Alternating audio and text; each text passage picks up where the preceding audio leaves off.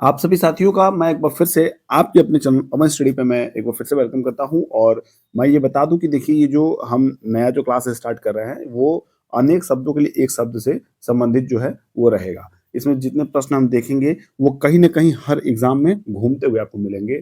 तो इसके लिए निश्चित रहिए सारे क्वेश्चन जो है इंपॉर्टेंट हैं। तो अगर आप किसी भी एग्जाम की तैयारी कर रहे हो जिसमें हिंदी का रोल है तो ये मान के चलिए वहाँ 1 से 2 क्वेश्चन देखने को मिलता है। तो चलिए शुरुआत करते हैं पहले क्वेश्चंस के साथ। और जो भी लोग चैनल पे नए हो या पहली बार आए हों वो चैनल को सब्सक्राइब करें, साथ ही बेल आइकन प्रेस करें और अपने सभी साथियों को इस क्लास को शेयर करिए। और पहला क्वेश्चन आपके स्क्रीन के पे देखिए क्या करें। कंजूसी से धन व्यय करने वाला, कंजूसी से धन व्यय करने वाला क्या कहते हैं? देखिए मित व्ययी मतलब जानते हैं, मतलब एकदम हिसाब किताब में खर्च करने वाला। और अल्प व्ययी मतलब एकदम बहुत कम खर्च करने वाला। अल्प मतलब ही कम होता है। और जब बात कृपण की करें तो कृपण मतलब आपका हो जाएगा यानी कि कंजूसी से धन व्यय करना, मतलब ये समझिए कि हर जगह कंजूसी करना, उस तरह का जो काम हो वो कृपण कहलाता है। तो इस तरह जो सी ऑप्शन है वो राइट हो जाएगा। बात करेंगे नेक्स्ट क्वेश्चन की। इसमें देखिए बहुत अच्छा प्रश्न है। ये प्रश्न हो सकता है आपसे पूछे, वजह इसकी जो है ये रिपीटेड प्रश्न है। क्या है? रिपीटेड। तो इसलिए आपसे हो सकता है पूछे ये। देखिए पीढ़ी दर पीढ़ी चला आने वाला, जैसे एक ही पीढ़ी नहीं कई पीढ़ियों से लगातार जो चला आ रहा है उसे क्या कहेंगे? तो इसके लिए आपके आपके सामने 4 ऑप्शन है। परागत, तथागत, क्रमागत, अन्वयागत। तो अन्वयागत जो होता है वो आपका पीढ़ी दर पीढ़ी चले आने के लिए वो उस सेंस में यूज होता है। अगर तीसरे प्रश्न की बात करें तो तीसरा प्रश्न आपके स्क्रीन पे जो दिया है कि भला चाहने वाले के लिए एक शब्द। देखिए भला चाहने वाला जो होता है, समझिएगा बात को। अगर निस्वार्थ की बात करें तो बिना किसी स्वार्थ की भावना के साथ जो आपके लिए खड़ा हो या जो आपके लिए कोई कार्य करे वो वहाँ निस्वार्थ है। और पुण्यात्मा मतलब जो पुण्य आत्मा हो वो उसकी बात हो रही है। और हितैषी जो आपका भला चाहे। और सहायक जो हेल्पफुल नेचर का हो। तो यहाँ हितैषी जो है वो आपका राइट हो जाएगा, भला चाहने वाला। नेक्स्ट क्वेश्चन देखेंगे। देखिए चौथा नंबर प्रश्न अच्छा है। किसी की सहायता करने वाला, किसी की सहायता करने वाला। अब देखिए यहाँ पे सबसे फर्स्ट पे दिया है सहायक। क्या दिया है? सहायक। देखिए सहृदय मतलब अच्छा हृदय वाला, सहचर जो साथ चलने वाला, और सहकार आप समझते ही हैं। अगर पचवे की बात करें, पांचवा क्वेश्चन दिया है कि जो खाने योग्य न हो, मतलब ऐसा कोई पदार्थ, जैसे मान लीजिए ऐसा कोई पदार्थ है जो आपका इसको हम खा नहीं सकते हैं, ठीक है? तो खाने योग्य ना हो उसको क्या बोलेंगे? और खाने योग्य हो उसको भी बताइए। तो खाने योग्य जो रहेगा उसको खाद्य बोलेंगे। क्या बोलेंगे? खाद्य। जो खाने योग्य रहेगा वो खाद्य होगा, उसे खा सकते हैं। और अखाद्य मतलब उसे नहीं खाया जा सकता है। तो इस तरह ए ऑप्शन जो है वो राइट हो जाएगा।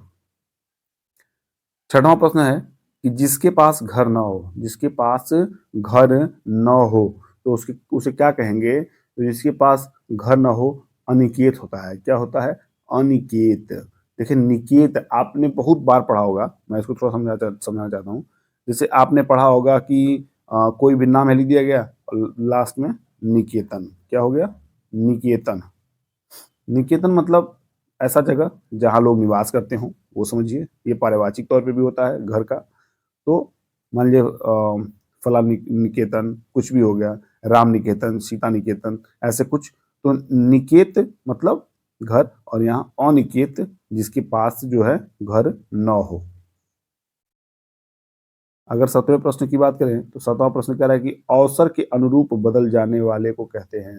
अवसर के अनुरूप, जैसे अवसर है और अवसर के अनुरूप ही बदल गया तो उसे क्या कहेंगे?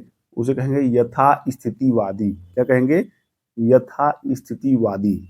और देखिए इसमें जो आपके सामने डी ऑप्शन पे है इसका, यानी कि अवसर के साथ साथ आपके साथ चलने वाला। मान लीजिए आपके पास अच्छा अवसर है तो वो आपके साथ है, खराब आपका समय है तो आपके खिलाफ है या आपके साथ ना हो तो उसे अवसरवादी कहते हैं। क्या कहते हैं? अवसरवादी। जो आदर्श रास्ते पे चलते हैं वो आदर्शवादी होते हैं। तो इस तरह सारी चीज़ों को आप समझेंगे तो बहुत अच्छी चीज़ है ये, यथा स्थितिवादी। देखिए 8वें की बात करें, 8वां प्रश्न क्या कर रहा है कि जो अपने स्थान या स्थिति से अलग न किया जा सके, जो अपने स्थान या स्थिति से अलग न किया जा सके उसे क्या कहेंगे एक शब्द में? तो उसे हम अच्युत कहेंगे। क्या कहेंगे? अच्युत। याद रखिएगा, अच्युत। इसको याद हमेशा रखिएगा, क्योंकि ये प्रश्न जो है ना कि आपसे अगर पूछेगा तो आप फिर जो है सोचने लग जाएंगे कि कहीं ऐसा तो नहीं है कि अटूट हम लगा दें या अटल लगा दें। तो इन दोनों चीज़ में आप कन्फ्यूजन मत रखिएगा, आपको अच्युत टिक करना है। अगर 9वें की बात करें तो जिस स्त्री के पुत्र और पति न हो, देखिए जरा, जिस स्त्री के पुत्र और पति न हो उसे क्या कहेंगे? तो उसके लिए एक शब्द अवीरा। क्या कहेंगे? अवीरा। अवीरा का सेंस न तो उसके पास पुत्र है और न ही उसके पास पति है। इन दोनों सेंस में अगर ये दोनों उसके जो है गुजर चुके हैं तो वो अवीरा होगा। समझिएगा बात को, कि जिस स्त्री के पुत्र और पति न हो, यानी कि पुत्र जो है वो उत्पन्न हुआ हो लेकिन किसी कारणवश जो एक्सपायर हो गया हो, पति जो उसका पहले से रहा हो और किसी कारणवश एक्सपायर हो गया हो, तो अगर ये दोनों नहीं हैं, इसका मतलब एक्सपायर हो चुके हैं, तो उस स्त्री को अवीरा कहेंगे। क्या कहेंगे? अवीरा। 10वां प्रश्न है कि निम्नलिखित प्रश्न में 4 विकल्पों में से उस सही विकल्प को चयन करें जो वाक्यांश के लिए एक शब्द का विकल्प है जो थोड़ा जानता है। समझिएगा बात को, जो थोड़ा जानता है उसके लिए आपको सबसे पहले इसका सही ऑप्शन चुनना होगा। तो याद रखिएगा, अल्प मतलब होता है कम, अल्प मतलब कम, और अल्पज्ञ मतलब जो थोड़ा जानता हो। क्या है? जो थोड़ा जानता है। अल्प से ही आप समझिएगा, सेंस जोड़िएगा, अल्प मतलब ही कम, और आपके सामने अगर विज्ञ हो गया, अज्ञ हो गया, सॉरी, अज्ञ हो गया, अज्ञ मतलब जानने वाला, तो अल्पज्ञ मतलब थोड़ा जानने वाला, और सर्वज्ञ मतलब जो सबको जानता है। ठीक है। नेक्स्ट 11वां नंबर प्रश्न है, क्या कह रहा है कि जो प्रमाण से सिद्ध न हो सके, जो प्रमाण से सिद्ध न हो सके, जो प्रमाण से सिद्ध न हो सके उसके लिए क्या कहेंगे? देखिए जरा, आपके सामने है अप्रमाणित, अप्रमेय, अपरिमित, अनप्रमाणित। तो इसके लिए सबसे सटीक और सही ऑप्शन हो जाएगा वो अप्रमेय हो जाएगा। क्या हो जाएगा? अप्रमेय। याद रखिएगा, अप्रमेय। नेक्स्ट क्वेश्चन 12वां है, क्या कह रहा है? 12वां कह रहा है कि पृथ्वी, ग्रहों, तारों आदि का स्थान वाक्यांशों के लिए उचित शब्द होगा। मतलब अगर एक सेंस में आपको बताना हो तो पृथ्वी कहाँ है, ग्रह कहाँ है, तारा कहाँ है, इन सबको आप जो है सही जगह जो है उसको चुन के आप इन चारों में से आप बताइए। तो सही जगह हो जाएगा वो अंतरिक्ष हो जाएगा। क्या हो जाएगा? अंतरिक्ष। इस समुद्र समुद्र में तो होंगे नहीं, धरती पे तो होंगे नहीं भाई, ग्रह आपके धरती थोड़ी ना है। विश्व जो है वो आपका ये विश्व भी, विश्व में आपका पृथ्वी तो है नहीं, ग्रह है नहीं, जो भी है आपका अंतरिक्ष में ही है। यानी कि जो ये पृथ्वी है, ग्रह है, तारा है, इन सबका स्थान जो है वो अंतरिक्ष में है।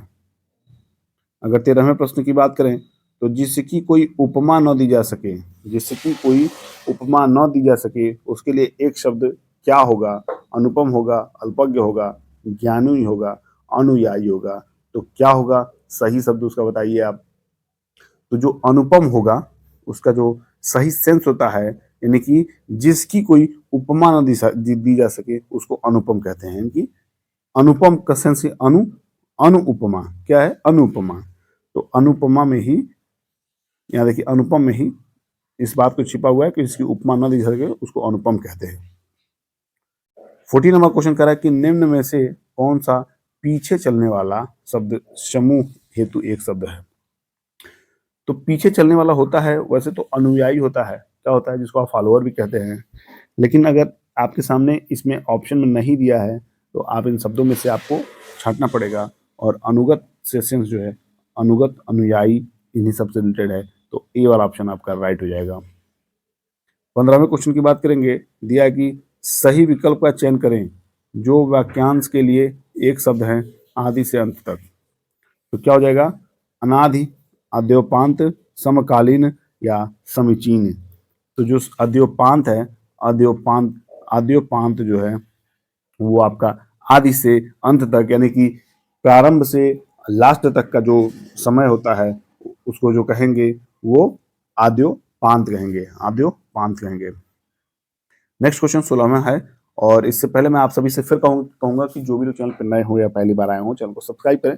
साथ ही अगर क्लास अच्छा लगा क्लास को शेयर करिए, और अपने आप जितने भी साथी हैं उनको बताइए कि एक ऐसा चैनल है जहाँ पे आपको शॉर्ट फॉर्म में सारे क्लासेस तैयार कराते हैं, यानी कि बोर नहीं हो पाएंगे आप चाहें तो कहीं बैठ के आप इंटरटेन कर रहे हैं वहाँ भी आप इस क्लास को देख सकते हैं, आप ट्रैवल कर रहे हैं तब भी आप इस क्लास को देख सकते हैं, और कम्युनिटी पोस्ट से जरूर जुड़े रहिए, क्योंकि कम्युनिटी पोस्ट के माध्यम से हम हर चैप्टर की जो क्लैरिटी है वो क्लियर करेंगे कि क्या कुछ उसमें जो थ्योरी के तौर पे है उसको पोस्ट करेंगे, आप उसको समझ लीजिएगा। नई दिक्कत उसमें अगर दिक्कत आएगी तो उसको मैं फिर क्लास पे समझा दूंगा। तो 16वां प्रश्न है कि जिस पर आक्रमण हो, ए है आक्रमण, बी है आक्रामक, सी आक्रांत और डी है आत्मघाती। तो जो आक्रांत शब्द है, जिस पर आक्रमण हो उस वो आक्रांत कहा जाएगा। 17वां प्रश्न है कि जो इंद्रियों की पहुंच से बाहर हो, जो इंद्रियों की पहुंच से बाहर हो, इंद्रियातीत क्या होगा? इंद्रियातीत, इंद्रियाजीत नहीं, इंद्रियातीत।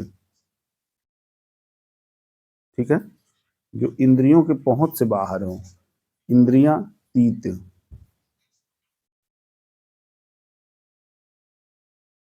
अब देखिए 18वां है कि जो इंद्र पर विजय प्राप्त कर चुका हो वो इंद्रजीत होता है। क्या होता है? इंद्रजीत होता है।